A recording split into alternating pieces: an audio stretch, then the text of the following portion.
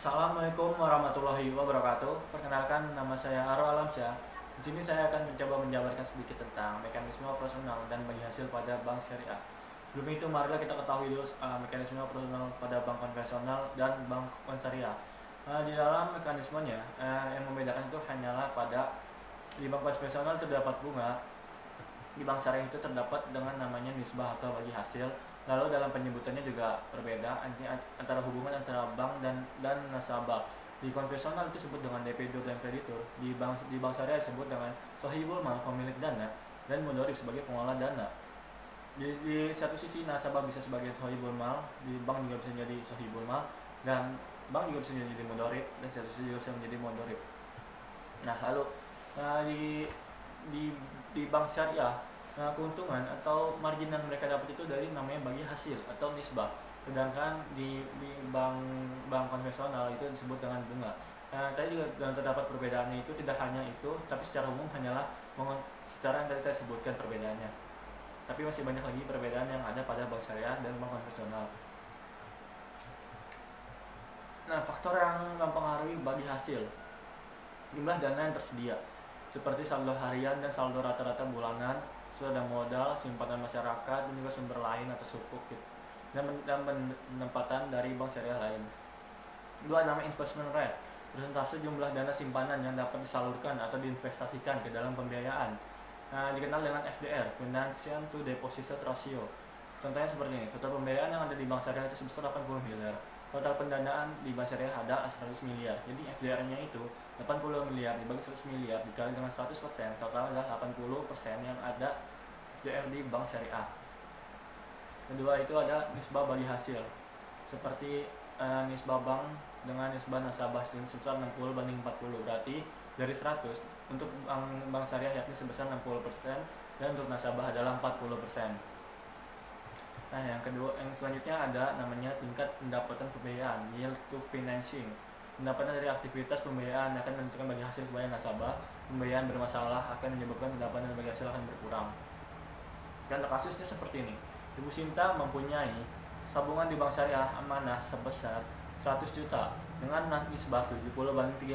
Tentu untuk bank 70 dan untuk nasabah 30. Dan deposito 1 bulan sebesar 200 juta dengan nisbah 40 banding 60 untuk bank 40, untuk bank nasabah 60. Nah, berapa sih bagi hasil yang didapatkan oleh Ibu Sinta pada bank syariah amanah untuk tabungan dan depositonya dalam rupiah dan equivalent rate persen per annum atau per tahun? Nah, sebelum itu kita menghitung data yang dimiliki bank syariah di pendanaan. Tabungan itu sebesar 300 miliar rata-ratanya, deposito 200 miliar dengan total 500 miliar. Pembiayaan murabahah 200 miliar, mudharabah 100 miliar, ijarah 100 miliar, totalnya adalah 400 miliar. Pendapatannya per bulan murabahah itu 4 miliar, mudharabah 2 miliar, ijarah 2 miliar dengan total 8 miliar. Nah, bagaimana sih kita menghitung bagi hasil untuk Ibu Sinta ini untuk tabungan dan deposito yang ia miliki? Nah, sebelum itu kita masukin dulu ke tabel-tabel berikut ini yang ada di sini. Nah, setelah data-data yang kita masukin ke tabel ini, dimana tadi ada saldo 100 miliar, 9 total 400 miliar, dan di tabungan itu totalnya ada 500 miliar. Di pendapatan dan bagi hasil total 8 miliar pada pembiayaan. Nah, sekarang kita tuh menghitung bagaimana tabungan yang pendapatan dan bagi hasil tabungan yang ada pada bank tersebut. Jadi itu caranya adalah seperti ini: tabungan kan dimiliki 300 miliar, total dibagi dengan totalnya 500 miliar dikali dengan 8 miliar, yaitu FDR 80% yang tadi kita sudah sebutkan. Jadi 300 dibagi 500 miliar, 300 miliar dibagi 500 miliar dikali 8 miliar, totalnya adalah 4,8 miliar. Nah, deposito juga begitu, 200 miliar dibagi dengan 500 miliar dikali dengan 8 miliar, totalnya adalah 3,2 miliar. Nah, lalu kan tadi yang telah saya sebutkan tadi, untuk nisbah tabungan itu 30% untuk nasabah, deposito itu 60% untuk nasabah. Jadi 4,8 miliar dikali dengan 30%, total adalah 1,44 miliar. Nah, 200 miliar 3,2 miliar dikali dengan 60% miliar, total adalah 60%, total adalah 1,92 miliar. Nah, lalu kita bagaimana cara menghitung untuk equivalent per annum ya, yakni dengan 1,44 miliar dikali dengan 12 bulan, karena kita hitung per tahun, dibagi dengan tabungan yang saldo rata-rata dimiliki itu 300 miliar dikali dengan 100%, totalnya adalah 5,76% per annum atau per tahun. Begitu pula dengan deposito, yaitu 1,92 miliar dikali dengan 12 bulan dibagi dengan 200 miliar dikali dengan 100%, total adalah 11,52%. Lalu kita bisa dari tabel ini kita bisa menghitung dapat bagi hasil yang dimiliki oleh Ibu Sinta. Bagi hasil pada tabungan yakni gross, pendapatan bersihnya, jadi Ibu Sinta kan memiliki tabungan 100 juta. Jadi 100 juta dikali dengan 5,76% per annum yang tadi data di Bank Syariah dibagi dengan 12 bulan, karena kita menghitung per bulan, sama dengan 480 ribu. Nah, neto itu pendapatan pendapatan bersih dikurang setelah pajak.